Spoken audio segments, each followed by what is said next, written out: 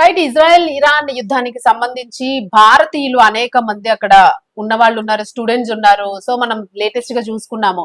మంచు విష్ణు అలాగే పివి సింధు కూడాను వాళ్ళు సెల్ఫీ వీడియోస్ తీసి అక్కడ జరుగుతున్న పరిస్థితుల్ని తీసి వాళ్ళు భయపడుతూ కూడా పరిస్థితి ఇట్లా ఉంది, చాలా దారుణంగా ఉంది, ఇలాంటి పరిస్థితుల్లో ఉండడం అత్యంత కష్టతరము, యుద్ధ వాతావరణంలో పిల్లల్ని పెంచడం ఇంకా ఇబ్బంది అని చెప్పేసి విష్ణు చెప్పడం జరిగింది.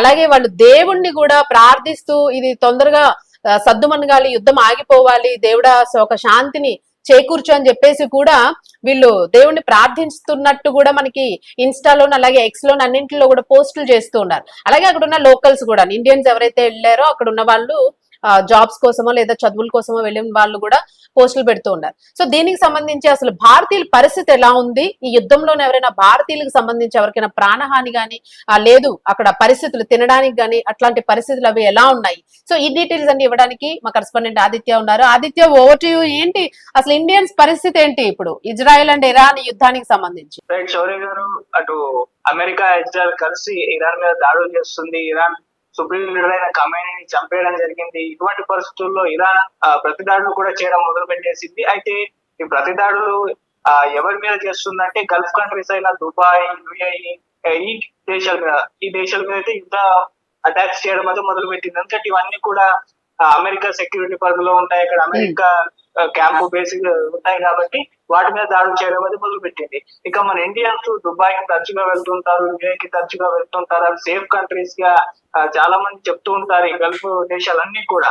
సో అలా ట్రిప్ గా ఇండియన్స్ ఎంతో మంది వెళ్తూ ఉంటారు. అక్కడికి కొంతమంది సెటిల్ అయిన వాళ్ళు కూడా ఉన్నారు. అయితే మొత్తం గల్ఫ్ కంట్రీస్ లో ఈ మిడిల్ ఈస్ట్ కంట్రీస్ లో 90 లక్షల ఇండియన్స్ ఉన్నారని కూడా చెప్తూ ఉన్నారు.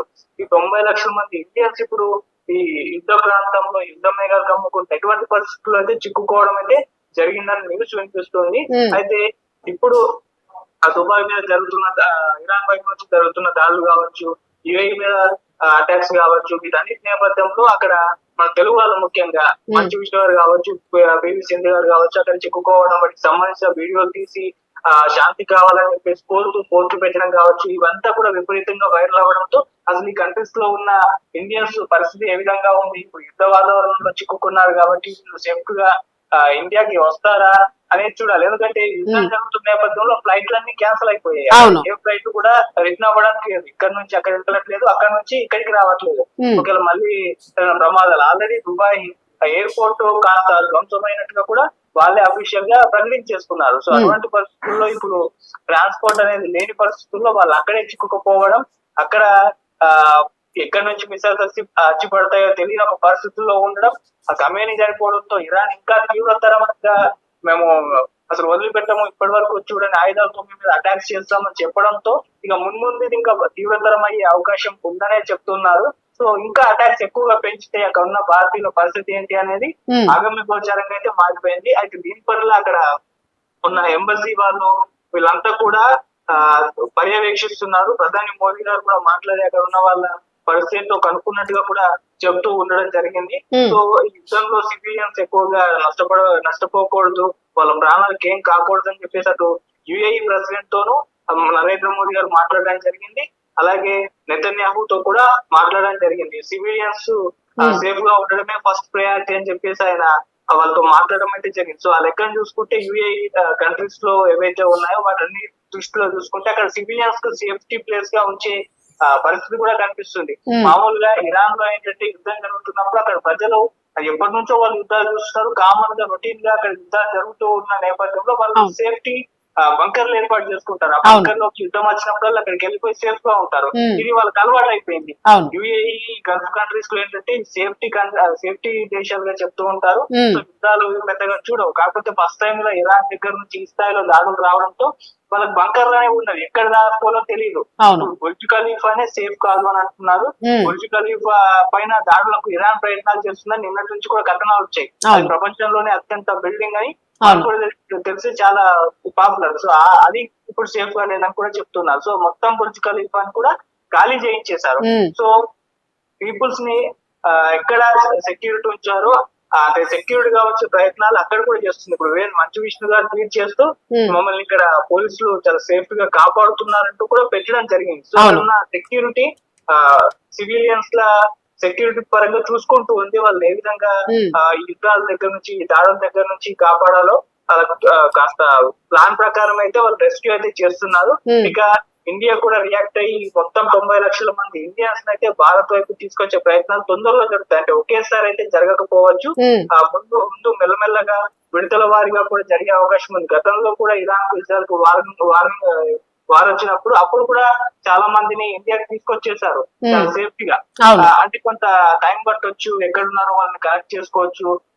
సో ఆ రకంగా టైం పట్టొచ్చు. ఈవెన్ ఇప్పుడు ఇండియన్ ఎంబసీలు ఎక్కడెక్కడ ఉన్నాయో వాళ్ళ దగ్గరికి వీళ్ళు వెళ్ళినప్పుడు కూడా వాళ్ళు సేఫ్టీగా ఉండండి, తొందరలో మేము మిమ్మల్ని పంపించేస్తాం అన్నట్టు కూడా మాట్లాడడం జరిగింది. సెక్యూరిటీగా ఉండే ప్రయత్నం చేయండి, అక్కడ మీకు ఎటువంటి ఇబ్బంది వచ్చినా మా ఎంబసీని సంప్రదించండి అని చెప్పేసి జాగ్రత్తలు చెప్తూ ఉన్నారు. ఉమ్, సో ఆ లెక్క ఇప్పటి వరకు ఇండియన్స్ అంటే యుఏ కంట్రీస్ లో ఎక్కువగా ప్రాణ నష్టం అయితే జరగలేదు. ప్రాణ నష్టం జరగలేదని చెప్తున్నారు. ఆర్థిక నష్టమే ఎయిర్పోర్ట్ వీటిపైన కొన్ని పైన దాడులు జరిగాయని చెప్తే ఇప్పటి వరకు అయితే రాలేదు. ఓకే. సో ఇండియన్స్ అక్కడున్న ఇండియన్స్ మాత్రం సేఫ్ గానే ఉన్నారు. ఇప్పటి వరకు ఒక్కరికి కూడా ప్రాణ నష్టం అనేది జరగలేదు అని మనం ధీమాగా ఉండొచ్చు.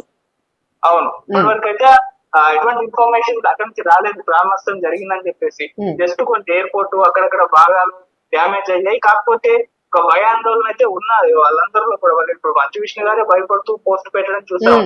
సో ఎప్పుడు ఈ మిసైల్స్ వచ్చి పడతాయో, ఎప్పుడు సైరన్లు మోగుతాయో, అసలు ఎక్కడ దాక్కోవాలో, ముందు ఇంకా చాలా కంపెనీలు అవి ఇవన్నీ కూడా మూసేస్తారు కాబట్టి ఆఫీసులు వీళ్ళకు జాబు వెళ్ళడానికి ఉండదు, శాలరీలు రావు, ఫుడ్ ఎక్కడు, చాలా ప్రాబ్లమ్స్ అయితే వాళ్ళకు ఉంటాయి. వాళ్ళు ఏ మిసైల్ వచ్చి మీద పడుతుందో కూడా తెలీదు. యుద్ధం ఇప్పుడు కాస్త ఇంకా ఎక్కువ తీవ్రతరం కాలేదు కాబట్టి సరిపోయింది. ఒకవేళ భారీ స్థాయిలో యుద్ధం వస్తే కనుక వాళ్ళ పరిస్థితి ఎలా ఉంటుందనేది ఎవరికి కూడా అర్థం కాదు. సో అటువంటి పరిస్థితుల్లో అయితే ఉన్నాయి. సో ఇప్పుడు ఆదిత్య, ఇప్పుడు అంటే ఇప్పుడు ఇండియన్స్ అక్కడ ఉన్నారు కదా, అంటే చాలా మంది మనకి ముఖ్యంగా తెలుగు స్టేట్స్ లో తీసుకుంటే చాలా మంది దుబాయ్ లాంటి కంట్రీస్ లో చాలా మంది అక్కడ సెటిల్ అయిన వాళ్ళు ఉన్నారు మీరు అన్నట్టుగా. సో అయితే వీళ్ళకి సంబంధించి అంటే నెట్వర్క్ ఇష్యూస్ గానీ, ఫుడ్ అండ్ బెడ్ ఇష్యూస్ గానీ, సో ఇలాంటి సేఫ్టీస్ ఇక్కడ నుంచి ఏమైనా మానిటర్ చేస్తూ ఉన్నారా తెలుగు స్టేట్స్ కి సంబంధించిన సీఎంస్ గానీ? అంటే సెంట్రల్ నుంచి ఎట్లాగో వాళ్ళు కంప్లీట్ మానిటరింగ్ లో ఉంటారు,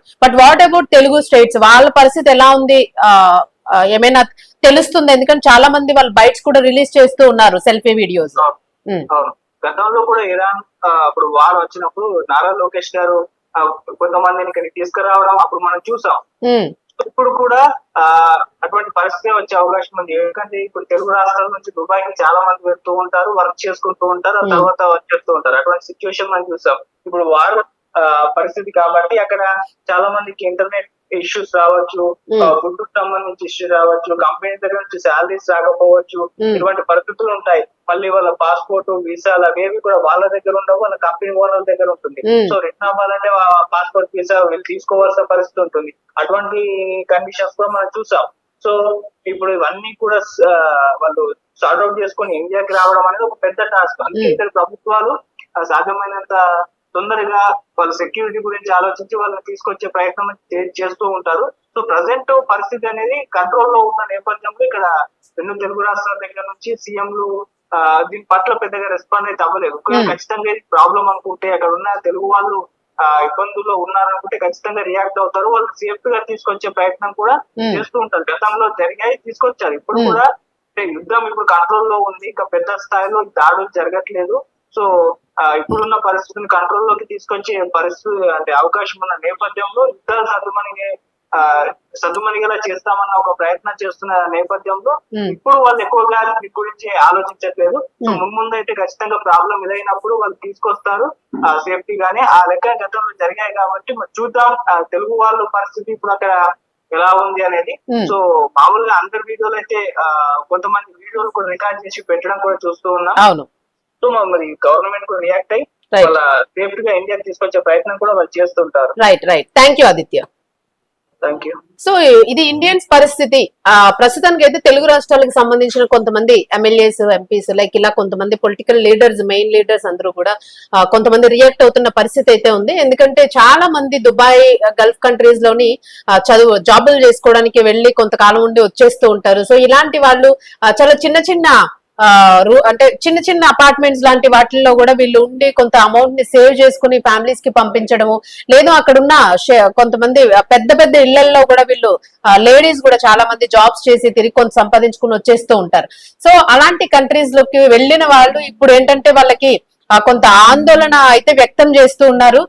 సో ఈ పరిస్థితుల్లో ఇక్కడ ఉన్న వాళ్ళు ఏంటంటే ఎలాంటి భయము అవసరం లేదు, ప్రస్తుతానికి ఎంబసీ అయితే మిమ్మల్ని జాగ్రత్తగా చూసుకుంటుంది, వాళ్ళు ఎలా చెప్తే అలా వినాల్సిన పరిస్థితి ఉంది, కొంత సంయమనం అయితే పాటించండి, ఎట్టి పరిస్థితుల్లో మీరు భయపడి ఆందోళన చెందొద్దు, ఏదైనా ఉంటే వెంటనే ఇన్ఫార్మ్ చేయండి. అంటే లైక్ నెట్వర్క్ ఇష్యూ గానీ, ఫుడ్ ఇష్యూ గానీ, ఎందుకంటే ఎప్పుడు ఎక్కడ ఏ మిసైల్ వచ్చి పడుతుంది, ఏ బిల్డింగ్ మీద ఏ టవర్స్ మీద బాంబు దాడి జరుగుతుంది అనేది ఎవరు ఎక్స్పెక్ట్ చేయలేరు కాబట్టి, సో అలాంటిది ఏదైనా ఒకవేళ జరిగినట్లయితే ఖచ్చితంగా మీరు అందుబాటులో ఉన్న వాళ్ళకి ఎంబసీతో కనెక్ట్ అయి ఉండి ఇన్ఫార్మ్ అయితే చేసే ప్రయత్నం చేయండి ప్రతి విషయాన్ని కూడా అని చెప్పేసి ఇక్కడ నుంచి కొంత ధీమాన్ అయితే వాళ్ళకి ఇవ్వడం జరుగుతూ ఉంది, కొంత ధైర్యం చెప్తూ ఉన్నారు. అలాగే ఇండియన్ గవర్నమెంట్ అయితే నిరంతరం కూడాను దీనికి సంబంధించి కమ్యూనికేషన్ లో ఉండి వాళ్ళని కొంత ధైర్యం ఇచ్చి జాగ్రత్తగా భద్రంగా చూసుకునే పరిస్థితుల్లోనే చూస్తుంది అనేది అయితే మనకు అర్థమవుతుంది. ప్రస్తుతానికి ఇజ్రాయెల్ కి సంబంధించిన వాటిలో గానీ, ఇరాన్ కి సంబంధించి గానీ, అంటే ఇతర కంట్రీస్ కి సంబంధించి ఉన్న ఇండియన్స్ కి విషయంలో మాత్రం ఇప్పటి వరకు ఎలాంటి ప్రాణ నష్టానం అయితే జరగలేదు, భద్రంగానే ఉన్నారు ప్రతి ఒక్కరు కూడా. బట్ వాళ్ళని ఎప్పుడు తరలిస్తారు, ఒకవేళ యుద్ధ వాతావరణం కనుక ఇంకా సీరియస్ కండిషన్ అయితే ఖచ్చితంగా ఎందుకంటే విమాన సర్వీసులు కూడా ఆపేశారు కాబట్టి వాళ్ళని అది స్టార్ట్ చేసి వాళ్ళని ఇక్కడికి తరలించడమా, లేకపోతే వాళ్ళని ఒక సేఫ్ అండ్ సెక్యూరిటీ జోన్స్ లో వాళ్ళని పెట్టడమా అనే దాని మీద కూడా ఇప్పుడు చర్చలు అయితే చాలా తీవ్రంగానే జరుగుతున్న పరిస్థితులు అయితే కనిపిస్తున్నాయి. సో ప్రస్తుతానికి భారతీయులు అయితే సేఫ్ గానే ఉన్నారు అక్కడ అనేది అర్థమవుతుంది. బట్ ఏది ఏమైనప్పటికీ కూడా భయం అనేది మాత్రం ఉంది, ఎప్పుడు ఏం జరుగుతుంది అని. సో ఈ భయంలో అయితే మాత్రం ప్రస్తుతం అక్కడ అందరూ బ్రతుకుతున్న పరిస్థితులు అయితే ఉన్నాయి. మరి దీనికి సంబంధించి దేశము మన భారతీయ ప్రభుత్వం అయితే మాత్రం కొంత ధైర్యాన్ని అయితే వాళ్ళకి ఇస్తూ ఉంది, వాళ్ళతో అనుసంధానం అవుతూ ఉంది. సో ఇది ప్రస్తుతం ఇజ్రాయెల్ ఇరాన్ లో ఉన్న ఇండియన్స్ పరిస్థితి.